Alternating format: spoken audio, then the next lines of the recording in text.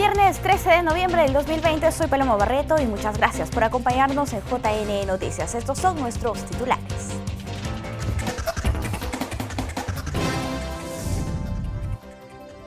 Poder Judicial eligió a Juez Supremo Jorge Salas Arenas como el nuevo presidente del Jurado Nacional de Elecciones.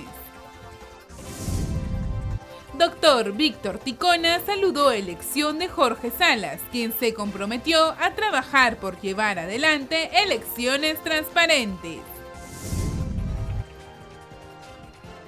Hoy en el ABC Electoral, todo sobre la valla electoral.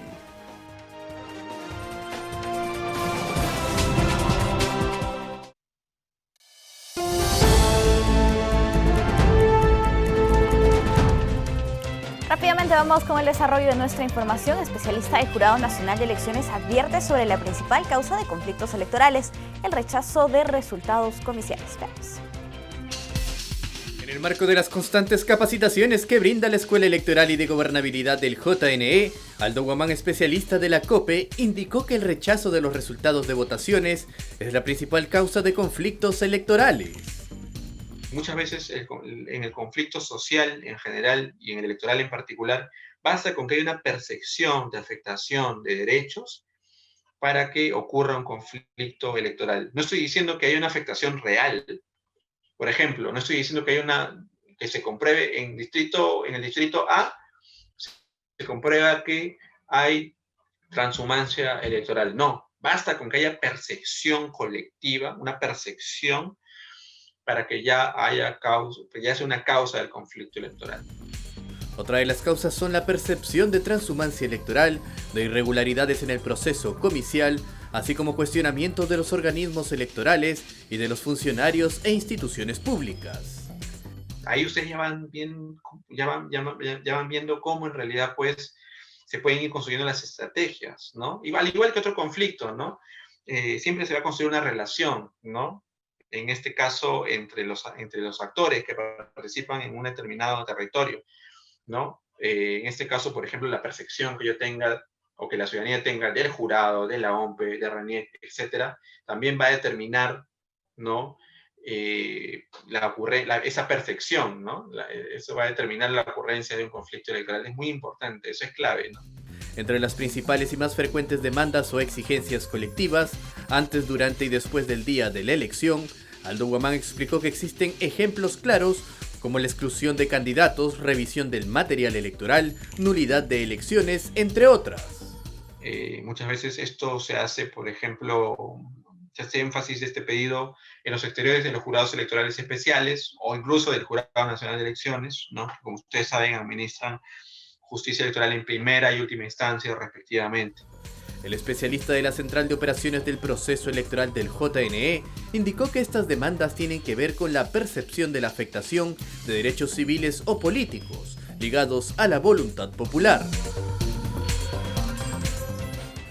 4.600.000 ciudadanos tienen más de 60 años de edad. Dichos electores, considerados población vulnerable, podrán ejercer su derecho de sufragio durante las elecciones generales 2021 con los protocolos sanitarios establecidos.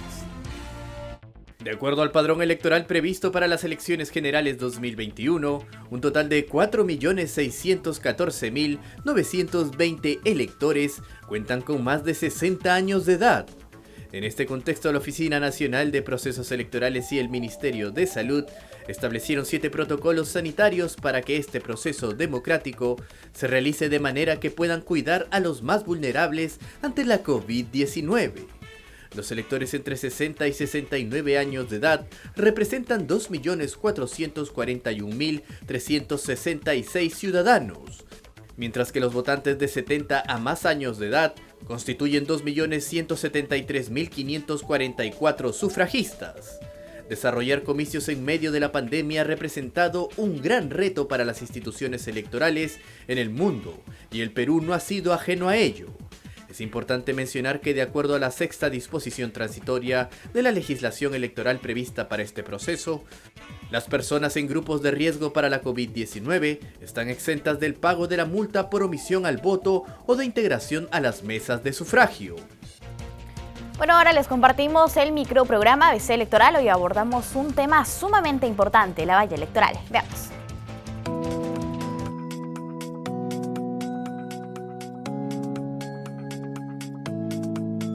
Bienvenidos a la ABC Electoral del Jurado Nacional de Elecciones. Hoy hablaremos sobre la valla electoral. La valla es un mecanismo legal del sistema electoral por el cual se exige a los partidos políticos que superen un determinado porcentaje de votos en una elección.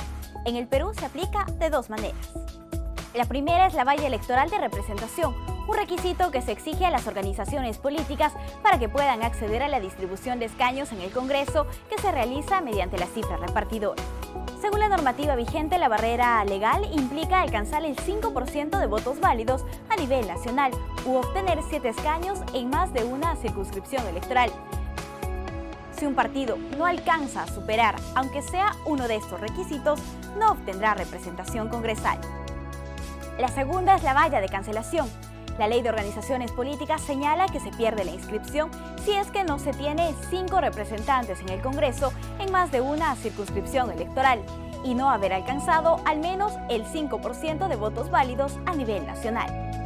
En el caso de las alianzas entre organizaciones políticas, dicho porcentaje se elevará en 1% por cada organización adicional.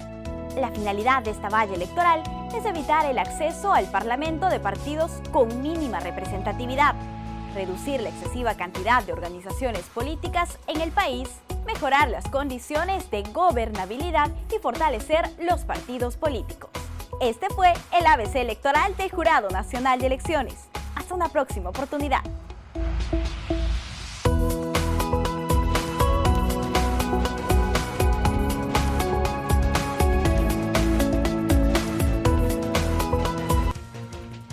La Sala Plena de la Corte Suprema eligió al juez supremo Jorge Salas Arenas como nuevo presidente del Jurado Nacional de Elecciones. A continuación, los detalles. Para el periodo 2020-2024, la Sala Plena de la Corte Suprema de Justicia eligió con 12 votos a favor y 3 abstenciones al juez supremo Jorge Salas Arenas como presidente del Jurado Nacional de Elecciones. Salas Arenas es abogado por la Universidad Católica de Santa María de Arequipa y magíster en Derecho Civil por la misma Casa de Estudios.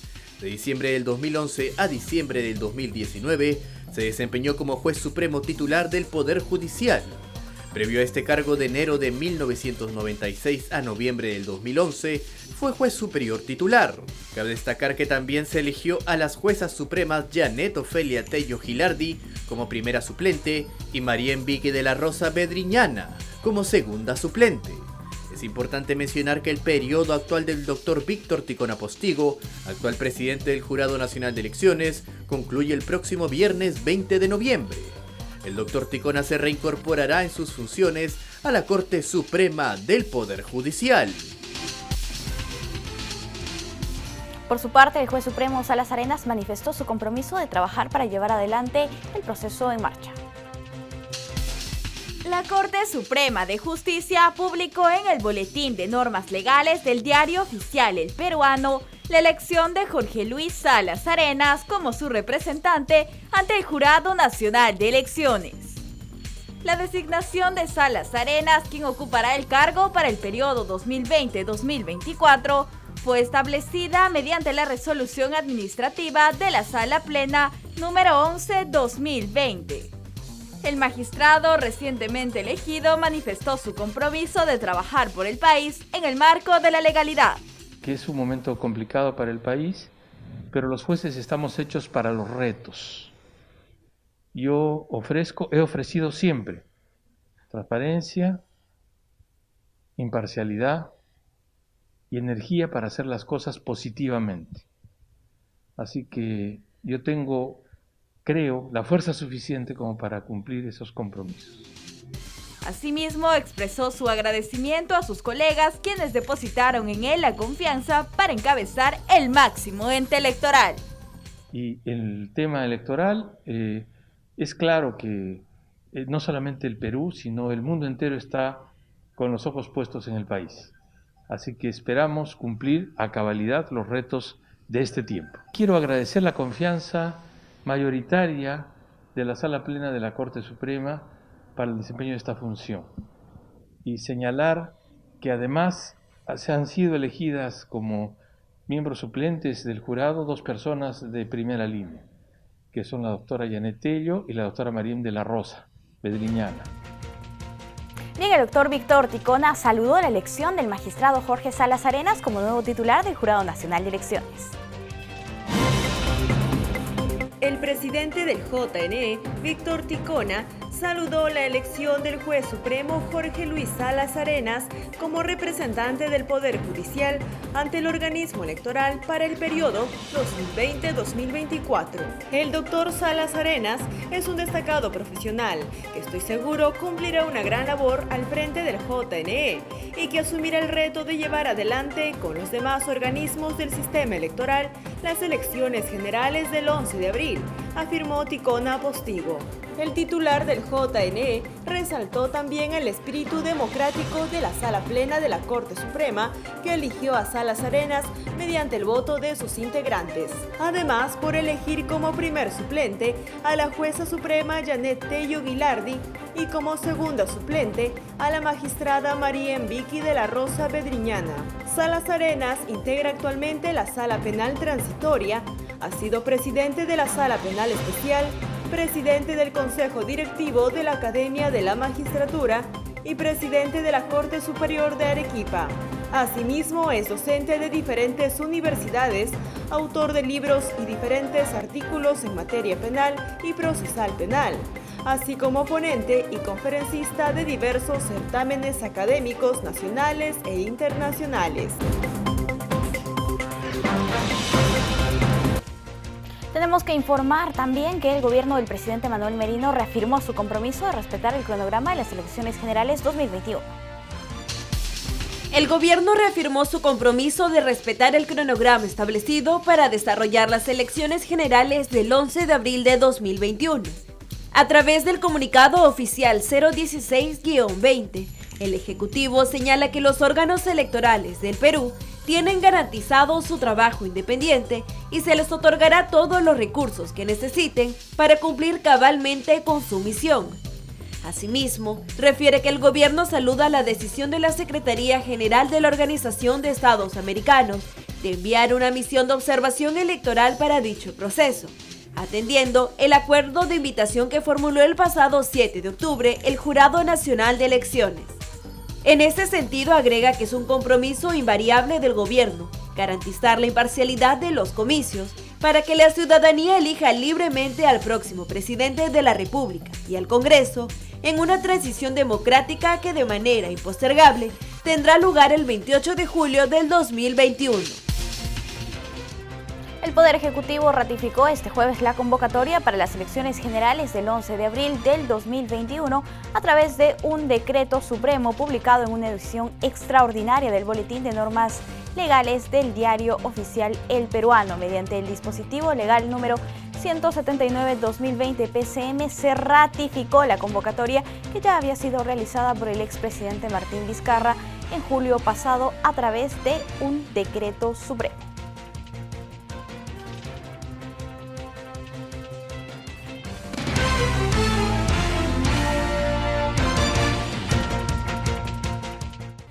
Ahora vamos a conversar sobre la realización de encuestas, procedimientos y alcances en el contexto de la COVID-19. Por tal razón ya nos encontramos con la gerente general de Datum Internacional, Urpi Torrado, y es un placer saludarla. ¿Cómo está? Muy buenos días, bienvenida. Buenos días, Paloma. Bien, Urpi, para hablar sobre las encuestas, nos gustaría primero saber cuánto influye una encuesta en el electorado. Es una muy buena pregunta. La verdad no hay manera de saberlo. Hay muchísimos estudios y análisis sobre el tema. Hay quienes, de alguna manera influye tanto como influye cualquier información que hoy día pueda arrojar los medios de comunicación, cualquier noticia, cualquier escándalo de algún congresista o de algún candidato, perdón. Influye de la misma manera, o sea, es información, es noticia que de alguna manera tiene un efecto porque la gente se informa y sobre eso es información que toma en consideración. Ahora, de ahí a decir esto hace que la gente vote de una determinada manera, ya eso es algo que no se ha podido probar porque los efectos son muy distintos. O sea, en algunos casos la gente tiene un voto en contra del que está ganando, entonces vota en contra. En otros casos es, ya que está ganando, voto por el ganador. O sea, hay diferentes comportamientos y no se podría generalizar ni pensar que porque las encuestas estén arrojando un resultado, eso tendría una utilización para manipular el voto, eso de ninguna manera, ¿no? Las encuestas o los resultados de las encuestas no dejan de ser información, encuestas bien realizadas, encuestas que siguen ciertos procedimientos técnicos, son información relevante para la toma de decisiones, como te digo, como lo es todo el resto de información y noticias a los cuales un ciudadano está expuesto. Listo. Ahora si hablamos de los procedimientos de la elaboración de las encuestas, cómo se realizan, y en nuestro país ustedes realizan encuestas a nivel nacional. Más o menos, ¿a qué cantidad de personas tienen que encuestar para tener un panorama real de lo que ocurre en el país? Miren, en investigación de mercado, las empresas lo que hacemos es trabajamos con datos estadísticos. Entonces, y esto es bien importante porque como trabajamos de alguna manera científicamente con información, con estadística, nosotros podemos trabajar con una muestra, es decir, no necesitamos preguntarle a todas las personas para poder hacer una proyección de resultados. Entonces, nosotros trabajamos con una muestra. ¿Esto qué significa? Es lo mismo que cuando vamos haga un ejemplo, no sé, la cocina, ya que somos los peruanos tan dedicados al tema, nosotros no tenemos que tomarnos la olla completa de sopa para saber que la sopa está salada. Yo tomo una cucharada y con esa única cucharada yo puedo saber que la sopa está salada, ¿no? Eso es tomar una muestra. O con sangre. No tengo que sacar toda la sangre del cuerpo para ver si una persona tiene diabetes o si tiene el colesterol alto, ¿no? Me basta con una muestra. Entonces, en investigación del mercado, lo mismo. Tenemos que trabajar con una muestra. Ahora, ¿cuál es la diferencia? Cuando nosotros extraemos esa muestra tiene que cumplir ciertas condiciones técnicas para que esa muestra sea representativa, ¿no? Porque, bueno, a diferencia de la sopa, que con una cuchara, bueno, normalmente la preparación de todo el contenido de la olla es homogénea. Pero nosotros en este caso tenemos una población que no es homogénea, porque tiene diferentes niveles socioeconómicos, diferentes edades, diferentes territorios. Entonces, como tenemos una serie de consideraciones adicionales para determinar esta muestra, nosotros tenemos que tener en cuenta todos esos factores para que la muestra sea representativa. Y entonces, en términos técnicos y para ponerlo de manera simple para los ciudadanos o para quienes vean este programa, es que al momento de diseñar la muestra, lo más importante es que esta muestra sea aleatoria. Es decir, por un lado, el principio técnico es que todas las personas tengan las mismas posibilidades de ser elegidas. Es decir, si nosotros digo, bueno, por facilidad voy a hacer las encuestas, no sé, alrededor de mi casa, ahí no estoy utilizando un criterio técnico, no estoy dando todas las posibilidades de que todos los peruanos sean elegidos. Entonces, para que todo el mundo tenga las mismas posibilidades de ser elegidos, lo que se hace es un sorteo. Y el sorteo depende de la metodología que se emplea, porque hoy en día lo que se está empleando mucho más son las encuestas telefónicas y las encuestas presenciales. Claro. Pero el principio es el mismo, es sortear. Bien. Entonces no es que llame, si voy a hacer una encuesta telefónica, al directorio de teléfonos de contactos de mi celular, sino que tengamos y contemos con, nosotros trabajamos con un sistema de generación de números aleatorios por computadora, o con las guías telefónicas, ¿no? O sea, que nos dé la posibilidad de que todos estén incluidos. Claro que y sí. Cuando son encuestas presenciales, lo mismo, ¿no?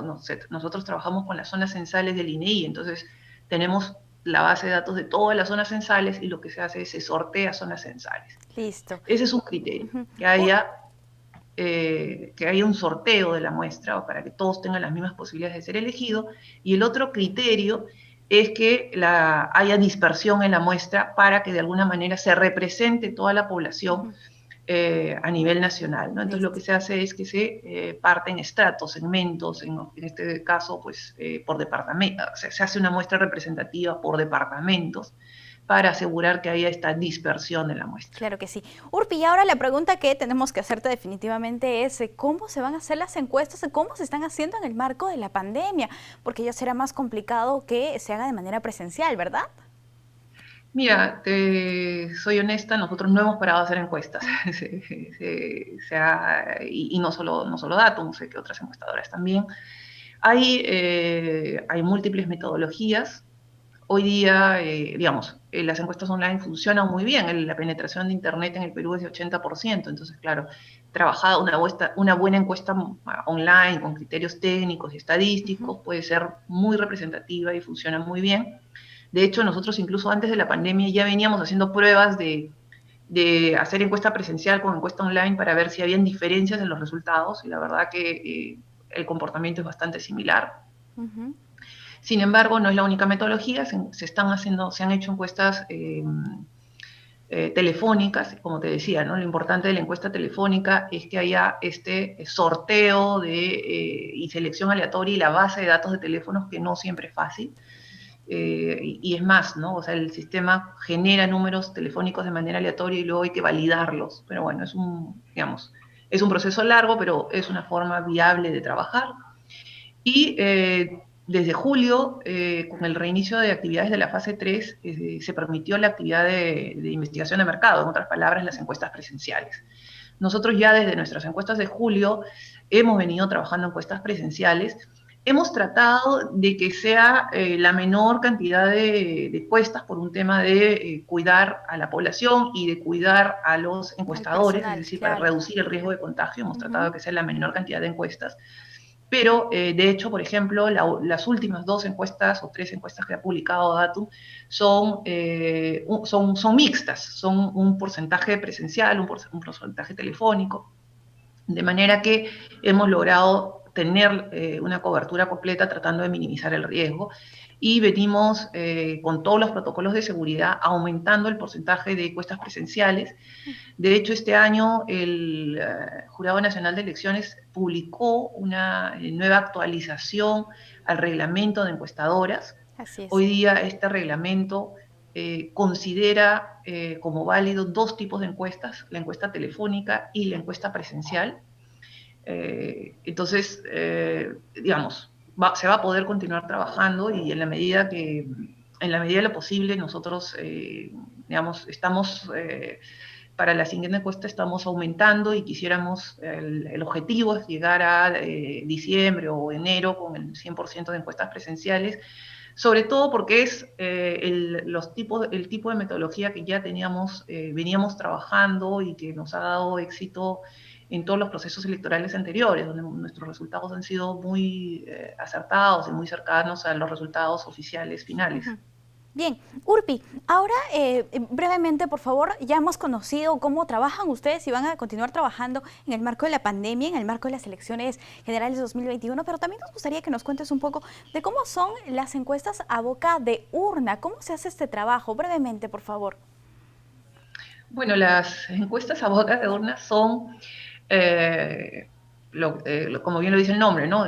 Encuestas a la salida de los locales de votación. Es decir, no es, a diferencia de las encuestas preelectorales o las encuestas de intención de voto, que son encuestas que se hacen antes de ejercer el voto, las encuestas a boca de urna son realizadas una vez que la persona ya ha realizado su voto, ya ha ejercido su derecho ciudadano, y nuestros encuestadores, a la salida de una muestra de colegio, le pregunta por cuál ha sido el partido político por el que ha votado, ¿no? En este caso se pregunta por partidos, porque la cédula está en base a partidos.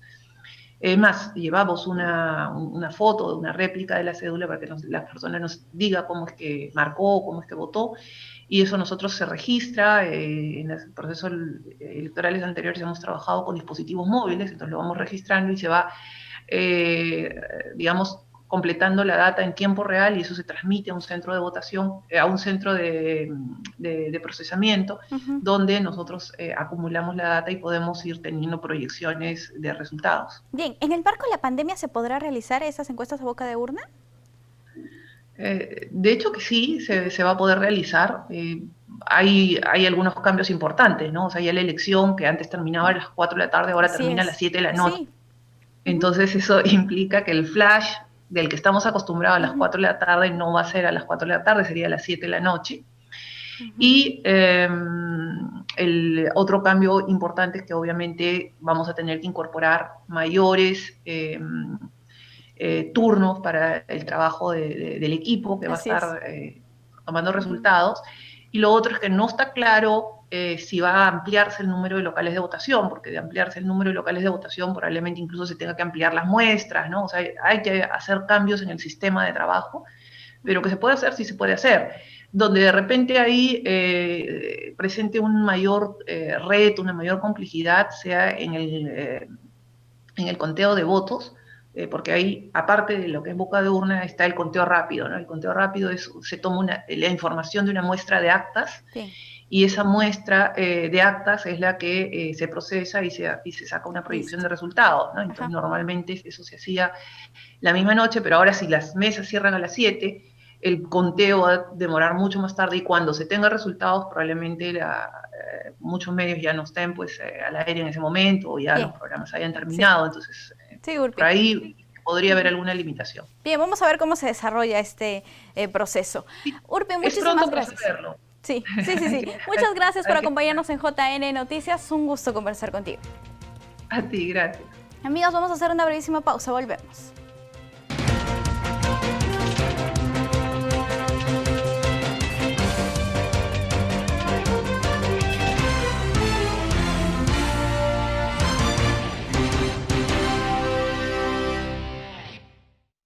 El ministro del Interior, Gastón Rodríguez, defendió el uso de bombas lacrimógenas en las movilizaciones y protestas que se realizaron en varias partes del país e incluso en diversos países por nuestros connacionales.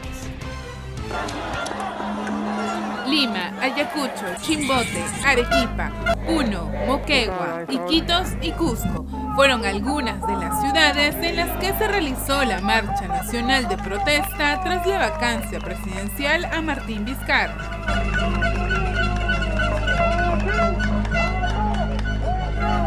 El nuevo ministro del Interior, Gastón Rodríguez, defendió el uso de bombas lacrimógenas de la policía contra los manifestantes. Indicó que se tomaron esas medidas para dispersar a las personas que participaban en la movilización, ya que habrían lanzado bombardas y cohetes contra los agentes policiales. Así también informó que desde que asumió el cargo, dio la orden que los agentes del Grupo Terna, vestidos de civil, no hagan detenciones en las marchas. Cabe resaltar que peruanos en el extranjero también se sumaron a la marcha de protestas en Alemania, España y Argentina. Instituciones realizarán el 6º Encuentro Nacional de Democracia Digital gratuito del 24 al 27 de noviembre. A continuación, los detalles.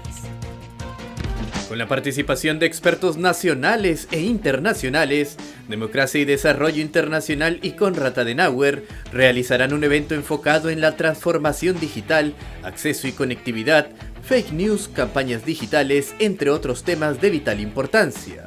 Se trata del 6º Encuentro Nacional Democracia Digital, el cual se realizará del 24 al 27 de noviembre y será totalmente gratuito. El primer y segundo día se verán las tendencias globales y gobiernos regionales, mientras que los últimos 2 días tratarán sobre partidos políticos y democracia digital. Estarán presentes 5 gobernadores regionales, quienes expondrán sus planes de gobierno digitales, y 50 expositores peruanos y extranjeros. Se realizarán además sesiones a través de la plataforma Zoom de 9 de la mañana a 12 del mediodía. Las inscripciones se realizarán a partir de la próxima semana y se podrá obtener más información en las plataformas de las instituciones realizadoras. Cambiamos rotundamente el ángulo de la información. La Fiscalía pidió 12 meses de impedimento de salida del país contra el expresidente Martín Vizcarra. Esta mañana se discute el pedido en audiencia. Luego que el exmandatario Martín Vizcarra acudiera a responder sobre las investigaciones en su contra sobre el supuesto cobro de coimas, el Ministerio Público solicitó 12 meses de impedimento de salida del país para el expresidente. El ingeniero Martín Vizcarra declaró a su ingreso sobre su disposición de colaborar con la justicia. Con mi abogado hemos dejado ante la Fiscalía mi pasaporte.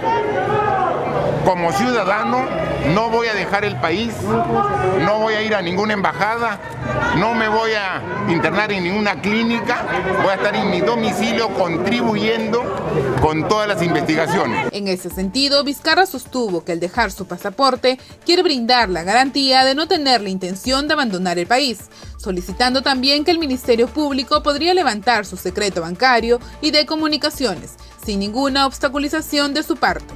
En el pedido del fiscal Germán Juárez Atoche, del equipo especial de la Bellato, indica que se presenta este recurso de impedimento de salida para continuar con las investigaciones sobre los presuntos pagos ilícitos de parte del consorcio Obra INSA, conocido como el Club de la Construcción.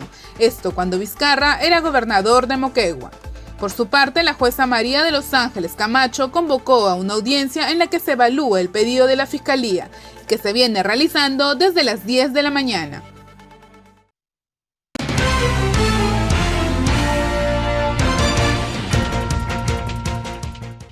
Momento de una entrevista, vamos a conversar con Jorge González Izquierdo, él es economista. Vamos a abordar el tema del panorama económico tras la vacancia presidencial y la juramentación del nuevo gabinete de ministros. ¿Cómo está? Bienvenido a JN Noticias, muy buenos días.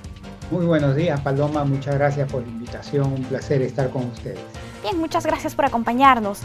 Nos gustaría primero analizar cuál es el impacto de la economía tras la vacancia del expresidente Martín Vizcarra. Bueno, el impacto inmediato no fue negativo, puesto que 3 indicadores importantes se han comportado, digamos, establemente. Primero, el riesgo país, ¿no? Si esto hubiera sido tomado en forma adversa, el riesgo país hubiera disparado al cielo, como le pasa a Argentina, le pasa a Venezuela, ¿no? Segundo, el precio del dólar subió hace 2 días, pero ayer bajó, ¿no? Y hay que ver hoy día cómo se está comportando, pero no se ha disparado tampoco. Y la Bolsa de Valores de Lima, que había bajado fuertemente hace 2 días, ayer se recuperó y asumo que hoy día, aun cuando no se sabe todavía el resultado final de la Bolsa de Valores, debe estar también comportándose establemente. De tal forma que en el efecto inmediato, fijándonos en esos 3 indicadores, el efecto inmediato no ha sido un efecto negativo, devastador, digamos, sobre la economía. Pero acá lo que importa es no tanto el efecto inmediato, sino lo que importa es el efecto mediato. Todo lo que queda de este año y fundamentalmente el año 2021. Y ahí yo creo que sí hay que hacer algunas precisiones. Miren, yo creo que el gabinete del señor Flores Arauz debe tener, desde el punto de vista de la economía, su principal prioridad tiene que ser evitar un segundo rebrote de la pandemia del coronavirus. Tiene que ser poner de verdad bajo control a la pandemia del coronavirus, porque el rebrote de agosto nos hizo mucho daño a la economía nacional y a la gente. Ya no aguantaríamos un segundo rebrote. Entonces, desde el punto de vista de la economía, es fundamental evitar un segundo rebrote de la pandemia. Segundo,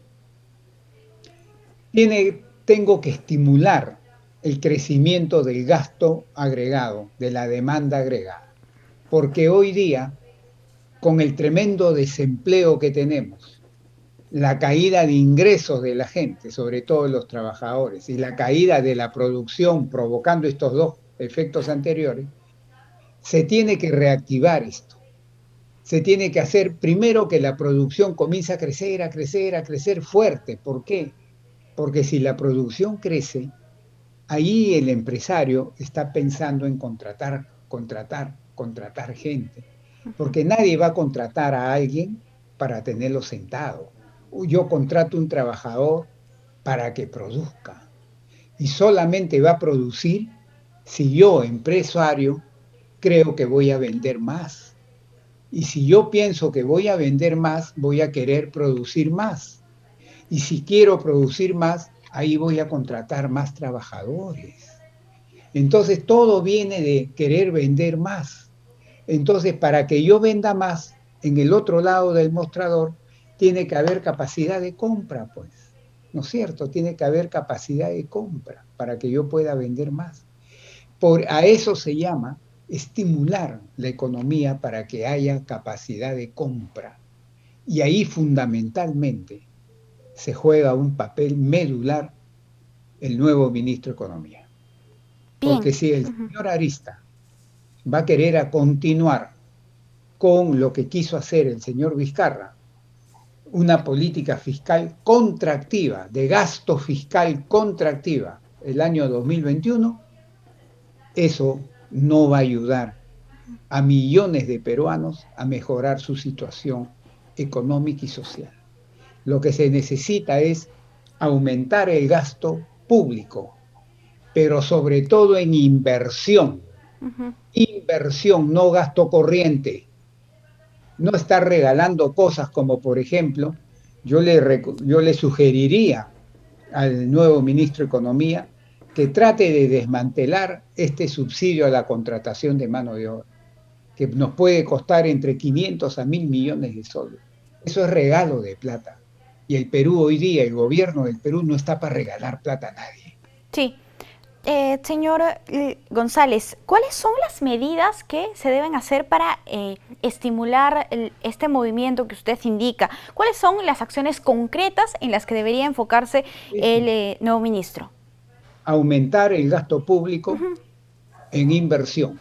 Y dentro de inversión, en infraestructura sobre todo. Y dentro de infraestructura, en digitalización, en ayudar a modernizar a la economía peruana, porque nos estamos quedando atrás de lo que se llama la cuarta revolución industrial mundial, ¿no? Lo que la pandemia ha acelerado, ¿no? El teletrabajo, la digitalización de las empresas, el e-commerce, que es el vender por internet, y una serie de modernidades que la pandemia obligó a las empresas peruanas a hacerlo, a asimilarlo. Eso tiene que quedar. Entonces hay que invertir en eso. Y esa es responsabilidad primaria del gasto de inversión pública en infraestructura. Ese es lo primero que tienen que hacer. Bien, respecto ahora sobre los bonos que se han entregado a las familias, ¿usted cree que sería pertinente continuar en esa línea? Yo creo que eso es gasto corriente, pues. Yo creo que el gasto corriente ya no debe seguir creciendo. Bien. Este año 2020 se ha expandido mucho y con este subsidio a la contratación de mano de obra se va a expandir más todavía. Entonces yo creo que eso tiene que ser no cortado de raíz, pero su tasa de crecimiento ya no puede seguir siendo la que fue este año 2020. ¿Por qué? Porque si yo tengo 100 soles y de esos 100 soles comienzo a gastar en gasto corriente, en bonos, etcétera, lo que me queda para inversión cada vez es menor. Y lo que necesita el Perú es gasto en inversión, no en gasto corriente, en bonos, porque con un bono yo doy de comer a la gente hoy día. Asistencialismo. Se queda nada. En cambio, un gasto en inversión, por ejemplo, en infraestructura, doy de comer a la gente hoy día porque le pago su salario cuando está construyendo esa infraestructura, y esa infraestructura queda para el futuro. Entonces creo pan para hoy día y 2, 3 panes para mañana. Esa es la diferencia entre gasto de inversión y gasto corriente, por ejemplo, los bonos. Ahora, la gestión anterior hablaba sobre una reactivación económica en fases. ¿Este gobierno ahora tendrá que seguir esa línea, ese camino? No, fase lo llamaba porque no podía abrir de porrazo el 100% de la economía que con la cuarentena se había cerrado, pues, ¿no? ¿Por qué? Porque el coronavirus no estaba bajo control. Entonces, por ejemplo, no podía yo decir en 24 horas se abre toda la economía, le doy permiso a todas las empresas. No, porque el coronavirus no estaba bajo control. Entonces tenía que ir paso a paso, piano a piano, paso a paso. A eso le llamó las 4 fases. Y lo que está haciendo ahora a partir de octubre, ¿no?, es la última fase. Entonces, lo que tiene que hacer este gobierno es terminar de abrir el 100% del aparato productivo. Listo. ¿Para qué? para que una vez que abras el 100% del aparato productivo, que todavía no está abierto al día de hoy, entonces la economía está, de acuerdo a su potencial, capacitada para comenzar a producir al 100% de su aparato productivo. Eso es lo primero que tiene que hacer, ¿no? Para que la economía esté de acuerdo a su potencial para producir. Bien. Y segundo, que es lo que hemos conversado ya, crear capacidad de compra, capacidad de gasto, para que las empresas puedan producir más y generar más trabajo, que lo que la gente hoy día quiere es trabajar. Así es. Señor González, ya para finalizar, ¿usted nos podría decir cuál es el camino que deben seguir respecto a la AFP y la ONP? ¿Qué generaría? ¿Cuál sería el impacto en la economía de nuestro país? Muy buena pregunta. Yo creo que el nuevo ministro de Economía y en general el nuevo gabinete del señor Flores Arauz tiene que estudiar muy bien esas dos ya proyectos de ley, ¿no? Y atrás están viniendo otros, como por ejemplo hay un proyecto ahí para comenzar a fijar tasas de interés, ¿no? Entonces, pero sobre estos dos el gabinete tiene que estudiar bien, y desde mi punto de vista creo que los dos proyectos no deben aprobarse, no deben convertirse en ley, porque el de la ONP ya el gobierno tiene un forado así, digamos, por los gastos que ha hecho por la pandemia. Con el de la ONP el forado se haría mucho más grande. Y en el caso de las AFPs va a provocar que el dólar, entre otros efectos, el dólar se vaya hacia arriba. Entonces ese tipo de efectos yo creo que hoy día la economía no está para experimentar. Se dice, hoy día no está la seda para tafetanes.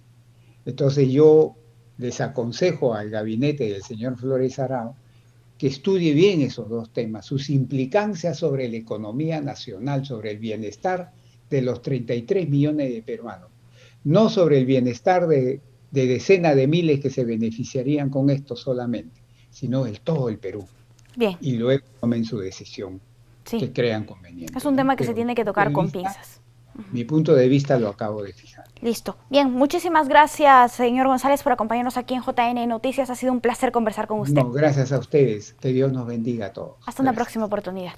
Amigos, vamos a hacer una brevísima pausa. Volvemos con más.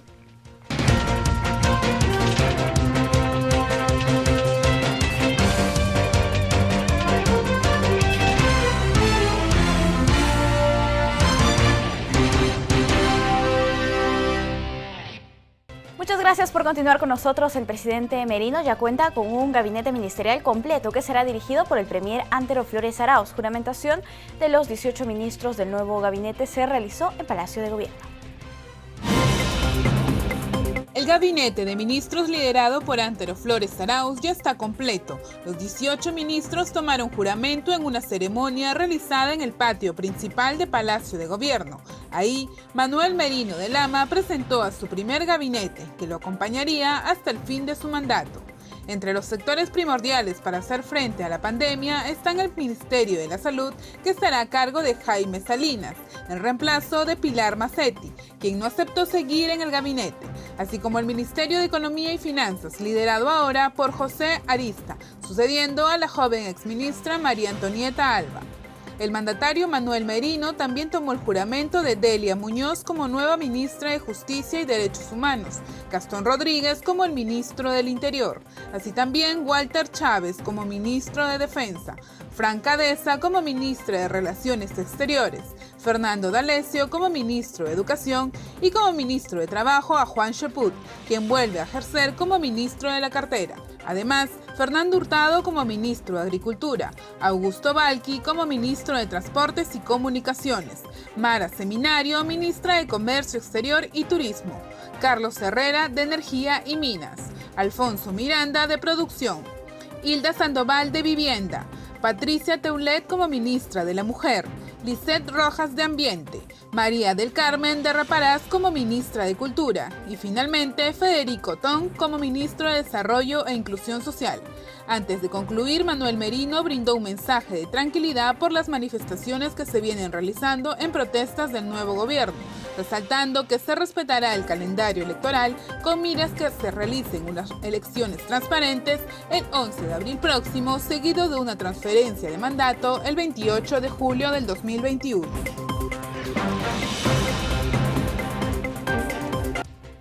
Manuel Merino anunció el despliegue de los nuevos ministros juramentados a zonas rurales del Perú profundo para atender las necesidades de la población. Tras la juramentación del nuevo gabinete ministerial, el presidente Manuel Merino indicó que de inmediato los ministros de Estado se desplegarán por el país para atender las principales necesidades de la población más vulnerable, sobre todo en las zonas rurales.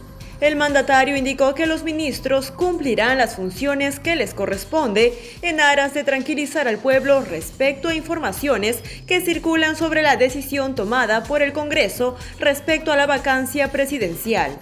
Merino señaló que lo actuado por el Parlamento constituye un acto de responsabilidad e indicó que dicha decisión fue respaldada por 9 bancadas.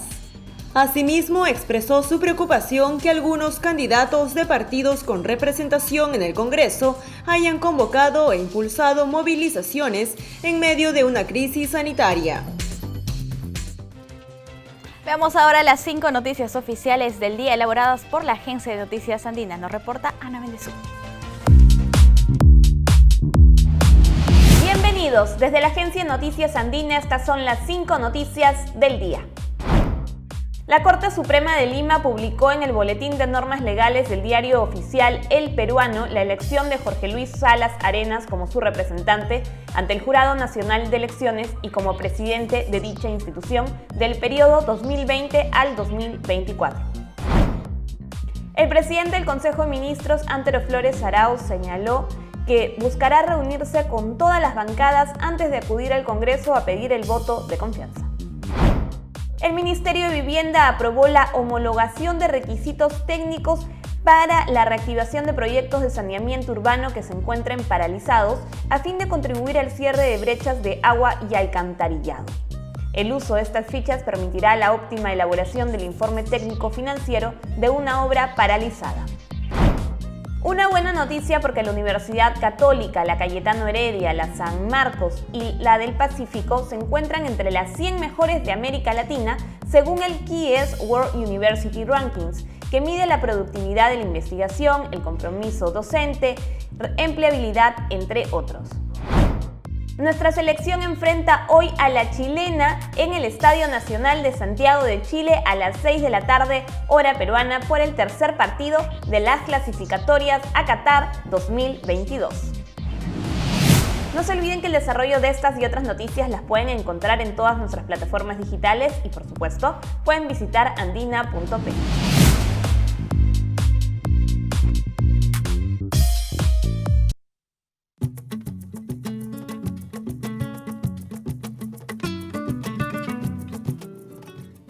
Bien, amigos, llegó el momento que todos estaban esperando. Ya tenemos a Carolina Díaz y su agenda cultural. ¿Cómo estás, Caro? Bienvenida. Hola Paloma, gracias por el pase, muy bien. Comenzando viernes hoy y quiero contarles sobre la 5ª edición de la Feria del Libro de Cajamarca, que se va a realizar de manera virtual. Esta feria, que está realizada bajo la Municipalidad de Lima en conjunto con la Universidad Antonio Guillermo Urrell, se desarrollará del 20 de noviembre al 4 de diciembre. Esta feria además contará con la participación de escritores regionales, nacionales e internacionales. Bajo el lema "La lectura debe continuar", se han programado ya actividades académicas y culturales para todo público, niños, jóvenes y adultos. Pueden ingresar a la página de Facebook Felicaj y encontrarán información previa a la feria.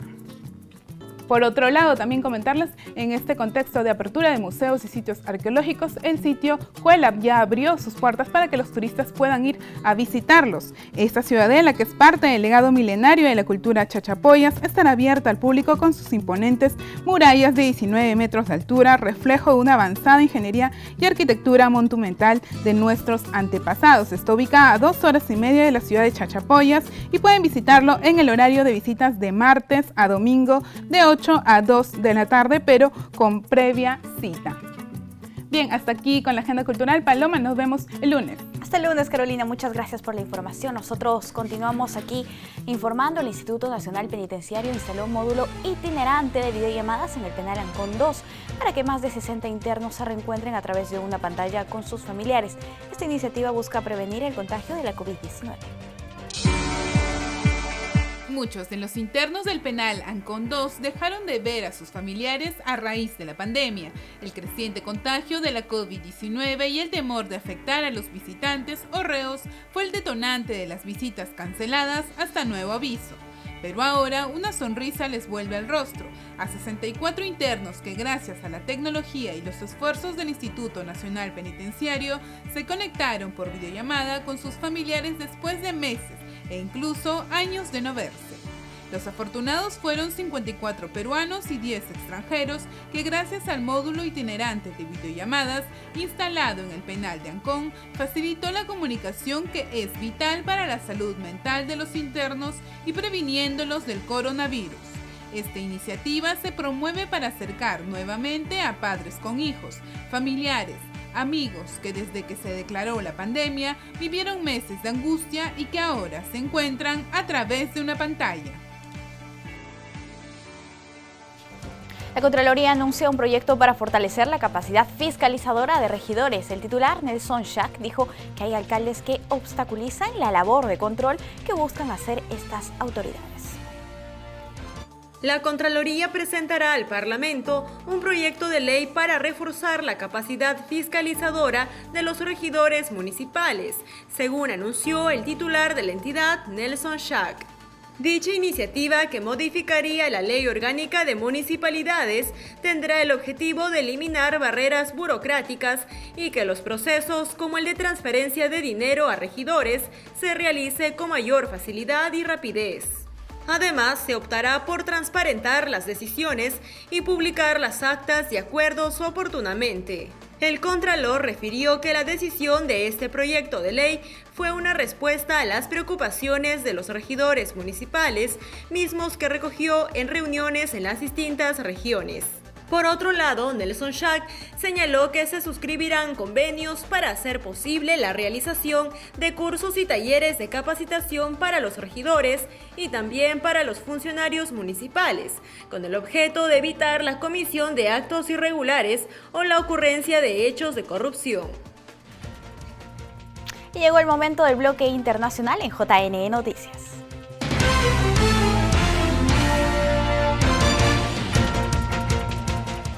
Tras la segunda ola de contagios de coronavirus que atraviesa Europa, el Vaticano instaló puestos ambulatorios para realizar pruebas de COVID-19 gratis para los más pobres. Veamos. En medio de la segunda ola del coronavirus en Europa, el Vaticano realiza pruebas gratis y distribuye la vacuna contra la gripe a los pobres que duermen en los dormitorios sociales o aquellos que la necesitan para volver a su país, en los ambulatorios ya instalados bajo la columnata de la Plaza San Pedro. Estos ambulatorios existen desde hace varios años para atender a los pobres de la capital y ahora se están realizando hasta 50 test al día, además de proporcionar la vacuna contra la gripe. Además, se ha enviado un primer bloque de 350,000 mascarillas para al menos 15,000 estudiantes de diferentes grados escolares a los colegios de la periferia de la capital, lo que ayudará a aligerar los gastos a las familias más necesitadas. También se enviaron a las parroquias romanas 5,000 paquetes de alimentos para personas con dificultades. Y por motivos de la pandemia, el Papa celebrará la misa este domingo ante solo 100 personas que representarán a los más pobres de todo el mundo. Por otro lado, el presidente Donald Trump se niega a aceptar su derrota electoral y su gobierno le niega a Joe Biden en mensajes de distintos líderes mundiales. El gobierno del republicano Donald Trump se niega a entregar mensajes que diferentes líderes mundiales le están enviando al presidente electo de Estados Unidos, Joe Biden.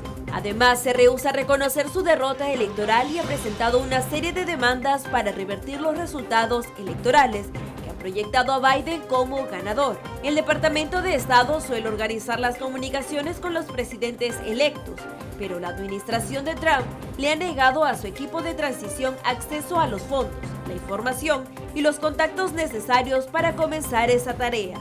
Biden, no obstante, ha mantenido conversaciones con líderes mundiales como la canciller alemana Angela Merkel, el presidente francés Emmanuel Macron y el primer ministro británico Boris Johnson. El número de países que aún no han reconocido a Biden se ha ido reduciendo, pero incluye a las dos principales potencias de Latinoamérica, como México y Brasil, además de Rusia y China.